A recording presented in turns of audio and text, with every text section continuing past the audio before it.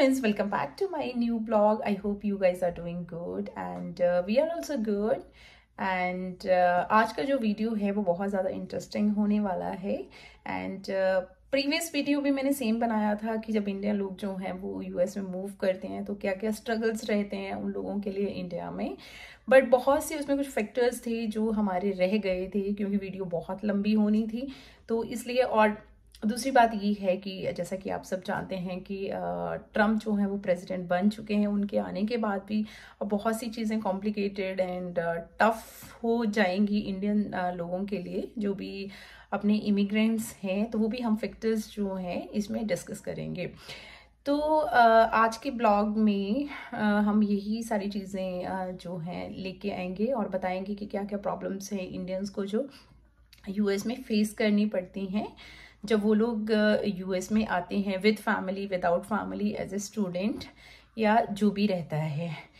तो जैसा कि आप लोग सब जानते हैं कि जो ऑटोमेटिकल बर्थ सिटीजनशिप थी वो भी अब बंद हो गई है. आई मीन हो जाएगी, इम्प्लीमेंट हो जाएगी नेक्स्ट मंथ से. जो भी 19 फेब के बाद बेबीज जो बॉर्न करेंगे यूएस में उनको कोई सिटीजनशिप नहीं मिलेगी. जैसे कि पहले होता था कि कोई भी इंडियन से ऑल ओवर द वर्ल्ड से कहीं से भी लोग यहाँ पे हैं और उनके बेबीज यहाँ पे बॉर्न हो रहे हैं, चाहे वो टूरिस्ट वीज़ा पर आ रहे हैं, वर्क वीज़ा पर आ रहे हैं या जैसे भी आ रहे हैं, इलीगल इमिग्रेंट्स हैं, तो किसी के भी बच्चे जो हैं वो यहाँ पे बॉर्न होते थे तो ऑटोमेटिकली जो है वो सिटीजनशिप मिलती थी. बट अब ऐसा नहीं है, अब वो सिटीजनशिप नहीं मिलेगी.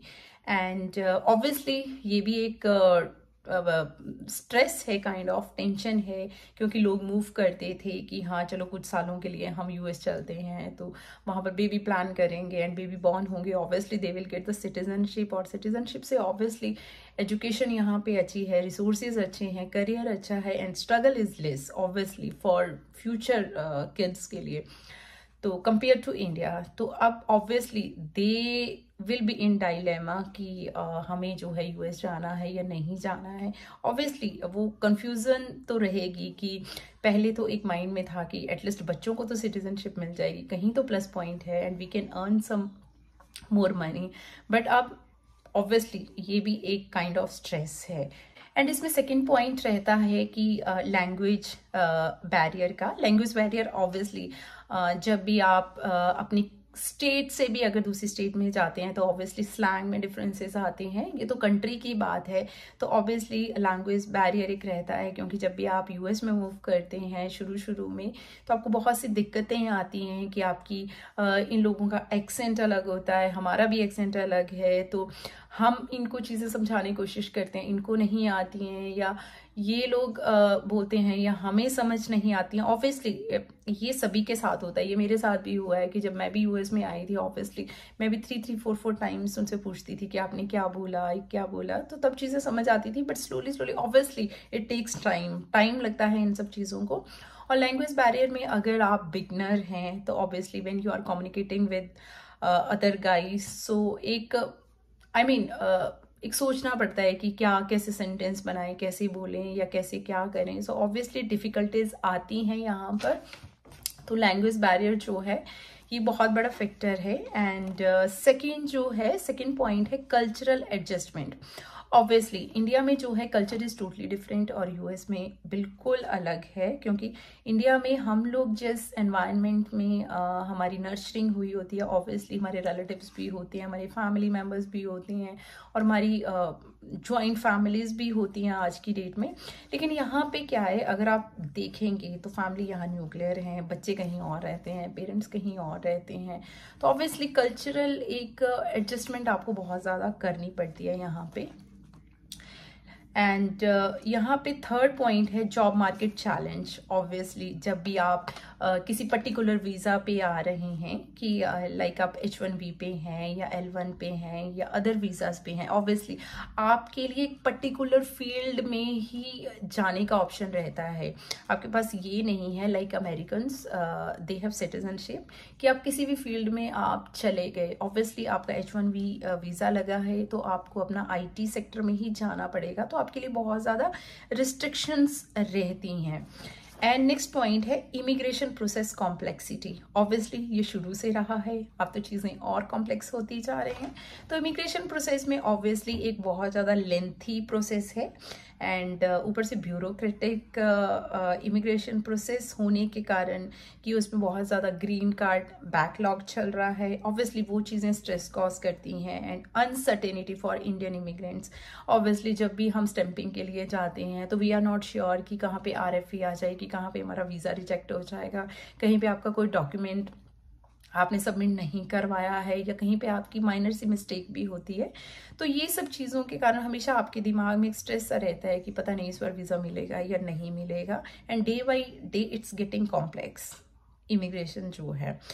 सो नेक्स्ट है homesickness and family separation. Obviously when you move from India to US, obviously आप अपनी फैमिली को मिस करते हो, अपने रिलेटिव्स को मिस करते हो, अपने फ्रेंड्स को मिस करते हो, क्योंकि यहाँ पे वो कल्चर टोटली अपोजिट है। बिकॉज हियर अगर आप देखेंगे तो लोगों के पास बिल्कुल टाइम नहीं होता, बिकॉज जो भी लोग यहाँ पे मूव करते हैं because of work they are moving here, तो उनके पास इतना टाइम नहीं होता कि वो अपने रिलेशन बनाने के लिए, तो वो हमेशा अपना जो है हम लोग वो चीज़ें मिस करते हैं, अपने फेस्टिवल मिस करते हैं, बहुत सी चीज़ें मिस करते हैं। एक लोनलीनेस सा रहता है मोस्ट ऑफ द टाइम। अगर आप वर्किंग हैं तो समटाइम्स आप जो है उन चीज़ों को आपका भूल जाएंगे या माइंड डाइवर्ट हो जाएगा। लेकिन अगर आप वर्किंग नहीं है, आप होम मेकर हैं या कोई और एज ए स्टूडेंट हैं, एज ए स्टूडेंट भी कहीं ना कहीं आप जो हैं वो ऑल द टाइम तो बिजी नहीं रहेंगे, तो आप ऑब्वियसली वो चीज़ बहुत ज़्यादा रहती है, क्योंकि आपका you have that mind setup कि after 1 year we have to visit. और कई बार बहुत से लोगों को 2 years भी हो जाते हैं, 3 भी, 4, 5 years अनसर्टेनिटी रहती है। लोगों के माइंड में ये भी रहता है कि अगर इस बार इंडिया गए या अभी स्टैंपिंग करवानी है, वीज़ा नहीं मिला तो क्या होगा एंड ऑल दोज थिंग्स। और नेक्स्ट स्टेप है cost of living. So cost of living एक बहुत बड़ा फैक्टर है, क्योंकि इंडिया में जो है अगर आप कॉस्ट देखें it's very less, but compare to India it's too much कह सकते हैं कि यहाँ पे बहुत सी चीज़ों के प्राइसेस बहुत ज़्यादा हैं, 10 times भी हैं, कुछ चीज़ों के 3 times है, 4 times है, 5 times है, डिपेंड्स अपॉन द प्रोडक्ट कि आप क्या चीज़ बाई कर रहे हैं। अगर यहाँ आप अपार्टमेंट लेने जाते हैं अपना, चाहे वो शेयरिंग में है, इंडिविजुअल है या कहीं भी जा रहे हैं, इट्स वेरी एक्सपेंसिव। वही आपको जो है 1.5, पौने 2 लाख तक का मिलेगा। तो ऑब्वियसली अगर आप शेयरिंग भी कर रहे हैं किसी फ्रेंड्स के साथ, 3-4 फ्रेंड्स या 2-3 फ्रेंड्स के, तो ऑब्वियसली ये बहुत एक्सपेंसिव, महंगा पड़ने वाला है आपको। और अगर आपका इंडिविजुअल है, if you are staying with family, तो ऑब्वियसली सारी कॉस्ट आपको बेयर करनी पड़ेगी। अगर आप फ्रेंड्स के साथ भी शेयर करते हैं तो भी एक्सपेंसिव है ये आपके लिए। और ऊपर से हेल्थ केयर यहाँ पे आप सभी को ऑलरेडी पता है कि US में हेल्थ केयर जो है वो बहुत एक्सपेंसिव है। अगर आप नॉर्मल चेकअप के लिए भी जाती हैं तो भी आपके 10,000 जो है वो कहीं नहीं गए। और ऑब्वियसली मेडिकल जो है वो बहुत एक्सपेंसिव है यहाँ पर। और भी अगर आप लिविंग कॉस्ट भी देखें, अगर आप ग्रॉसरी देखें तो वो भी काफ़ी जो है आपको एक्सपेंसिव पड़ता है।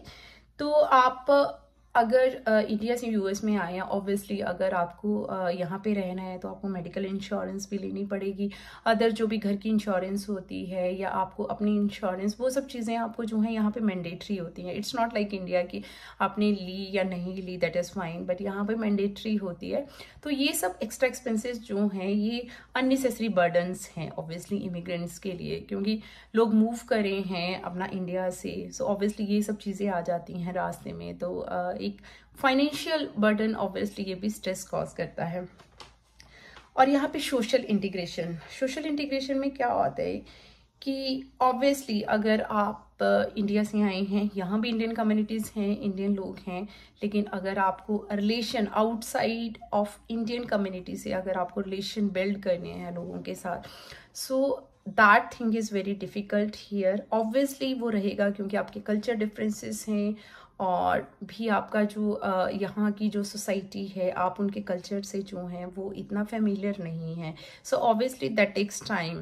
तो ये भी एक चीज़ रहती है adapting to work culture.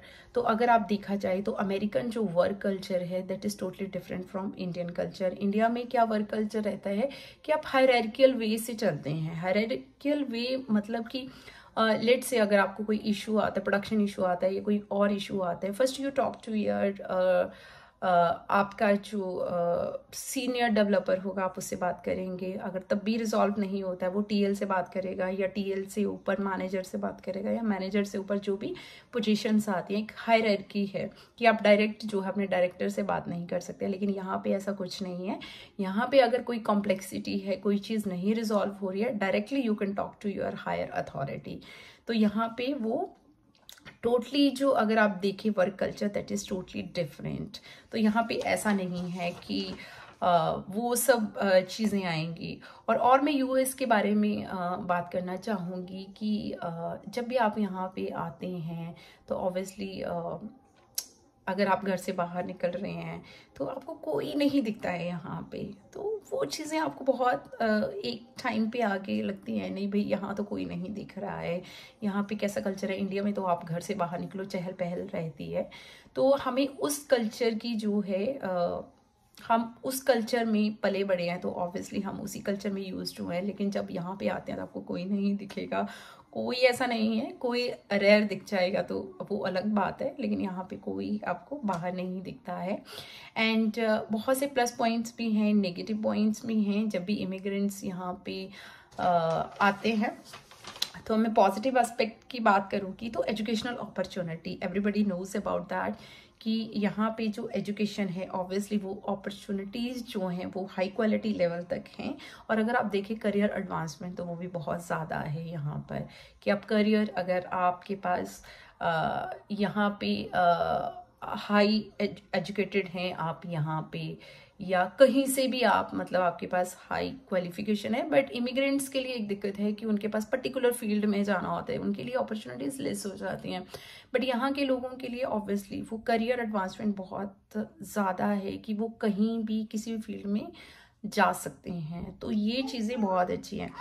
And और इसमें नेक्स्ट पॉइंट है कि जब भी इंडियन लोग यहाँ पे मूव करते हैं, इंडियन क्या कहीं से भी, तो यहाँ पर जो इंडिया में क्या रहता है कि इंडिया में कोई भी आपको घर का काम करवाना है यू कैन कीप मेड, और कैसे भी करके आप जो है करवा सकते हैं। लेकिन यहाँ पे क्या है, यहाँ पर भी आप मेड वगैरह जो है हायर कर सकते हैं, बट वो इतना ज़्यादा एक्सपेंसिव है कि आपकी मतलब जितना आप सेविंग कर रहे हैं वो सब आपका उसी में चला जाएगा। तो वो इंडियन लोगों के लिए बहुत मुश्किल होता है कि वो लोग अफोर्ड कर पाएँ वो सब चीज़ें। तो यहाँ पे जो भी आपका घर का काम रहता है, बच्चों का काम रहता है, everything you have to do each and everything. तो ये भी एक बहुत बड़ा चैलेंज है कि ऑब्वियसली एक ही पर्सन को सब चीज़ें करनी पड़ रही हैं। इंडिया में तो at least you can get help, but यहाँ पे वो हेल्प सिस्टम बिल्कुल भी नहीं है। सो नेक्स्ट पॉइंट है diversity and acceptance. So obviously US जो है एक डाइवर्स कंट्री है, ऑल ओवर द वर्ल्ड से लोग यहाँ पे आते हैं, अलग अलग कल्चर से लोग हैं, अलग अलग कंट्री से लोग हैं, उनका लैंग्वेज डिफरेंट है, उनका लाइफस्टाइल अलग है, बहुत सी चीज़ें जो हैं वो यहाँ पे आपको अलग अलग देखने को मिलेंगी। तो ये एक तरीके से जो है आप नई चीज़ों को एक्सप्लोर करते हैं, क्योंकि ऑब्वियसली जब आप इंडिया में होते हैं तो इंडिया में क्या होता है, अगर आप अपनी स्टेट में रह रहे हैं तो आपको मैक्सिमम मीटअप जो है आपका अपने ही स्टेट के लोगों से रहता है। तो आपको अपनी स्टेट का वो लैंग्वेज भी पता है, कल्चर भी पता है, बहुत सी चीज़ें, तो आप ईजिली जो है उनसे घुल मिल जाते हैं। लेकिन यहाँ पर क्या है कि इंडिया की सभी स्टेट्स के लोगों से मिलते हैं। ऑब्वियसली आप एक कॉन्फिडेंस लेवल और जो आप नई नई चीज़ें एक्सप्लोर करते हैं वो एक बहुत हाई लेवल तक होती हैं।